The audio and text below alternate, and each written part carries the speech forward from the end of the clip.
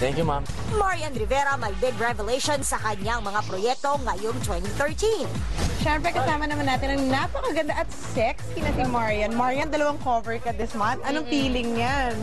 Maganda kasi yung pagpasok ng taon, at least dalawa yung cover ko, tapos lahat naman maayos at magaganda. So, thankful lang ako na talagang umpisa ng taon maganda talaga. Wow! Alam mo, pagkapanalo ni Ding Dong, paano kayo nag-celebrate sa MMFF win? At least ng Christmas magkasama kami hanggang New Year, tapos... Dito lang sa Manila. Oo, dito lang. Kasi may work kami, kaya hindi pwedeng umalis. Aba naman sa kanyang kaliwat kanang trabaho, aminado ang aktres na magiging prioridad niya ngayong taon ang kanyang kalusugan.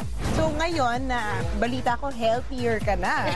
Diba? Ano pa bang mga gusto mong pasukin na mga sports or ganyan? Siguro tulad ng sabi ko kanina, magpo-focus muna ako dun sa Muay Thai. And ang ganda rin ng rating ng show mo. Congratulations on Thank that. you. Ano pa bang mga dapat namin abangan dyan? Ginagawa ko ngayon yung movie with Richard. Yes. Hindi ko lang alam kung kailan namin matatapos.